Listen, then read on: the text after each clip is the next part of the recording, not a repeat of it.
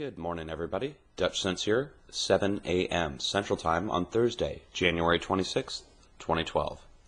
And I'm over here on KSDK.com, which is our NBC local news affiliate here in St. Louis.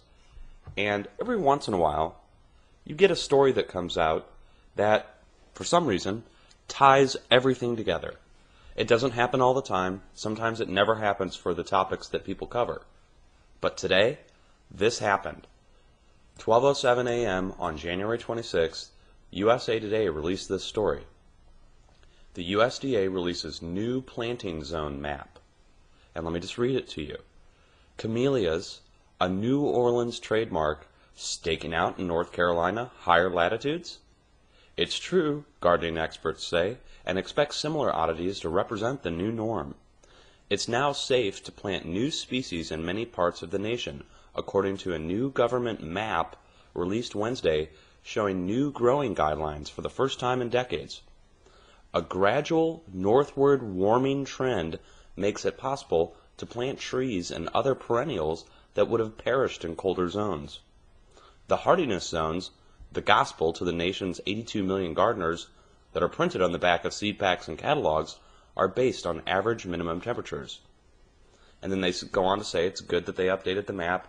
You'll be able to plant new kinds of trees in places they wouldn't grow before. Now, that being said, I'm going to go ahead and put this down below. You can go read this article. They go on to say that they don't think it's indicative of climate change. But I want to show you something that I put out on my blog. Oh gosh, we're looking at 2 weeks ago now. And the title of the post, and I'll put that down below as well, North Pole shifts toward Siberia. Warmer latitudes have shifted northwest.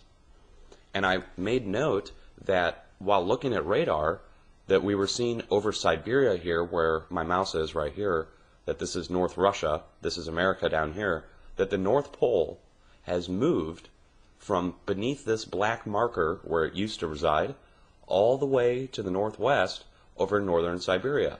And you're seeing all these storms now center around this area around Siberia, moving to the northwest, which means all of our latitudes have moved to the northwest. So what was once warm down in New Orleans, Louisiana, like they say in the USDA article, they say that you could see stuff that would be in Louisiana in North Carolina. So let's just go back over here and take a quick look and compare the two. All right, here's North Carolina right here. Here's Louisiana down here.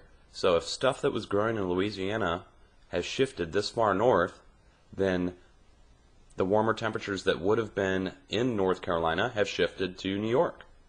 And same vice versa all the way across the entire world. So what I've done is I've opened up College of DuPage.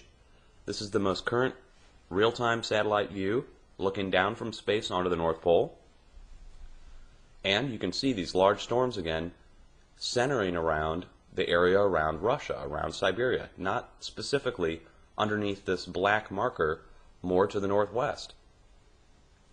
And all the storms, of course, are centering around that, and they're pulling north, pulling this warm air up from the south, and like the USDA says, that will allow for warmer latitudes to exist in the United States, thus allowing different plants to grow. Now, step back for a second and look at everything that happened this past year, guys. I'm serious. Look at this past year. Animal deaths, earthquake uptick, strange weather patterns, space anomalies. What do all those things have in common? They have one thing in common, and that's a shift of the planet. And that's not taking into account all the stories of how they had to change airport runways, how people's compasses weren't working. I mean, I could just keep going down the list. So many weird things happened this past year. This makes sense to me, that now the USDA is saying we'll be able to plant new plants at latitudes that never were able to support them before. You have a global phenomenal number of earthquakes occurring for no apparent reason. You have animals dying for no reason at all. To me, it sounds like the magnetism has shifted. So what I've done is I've came over here on my last post 2 weeks ago, and I marked out where the new North Pole that I'm seeing is.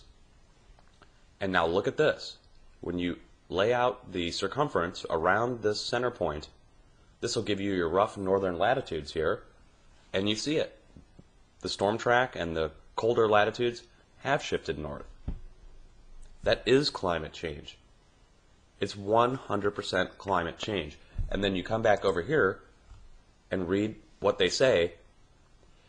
They say gardeners might be going out on a limb. There's definitely a climate change, but that doesn't mean we won't have a harsh winter again that could kill all your plants. Right, so we're at a transition stage right now. This could come back down to the south. It depends on what's causing this, how long it's going to happen, is it permanent? These are all questions that I don't think anybody has an answer to yet. But again, when a story like this comes out, there you have it. You can tie it all together. And that's what I'm doing right here. Definitely jump over and check out ksdk.com. Check out this story. It was originally released by USA Today, but this is it right here, guys. I hope this answers some questions for you, and if you get any more information on this, let me know.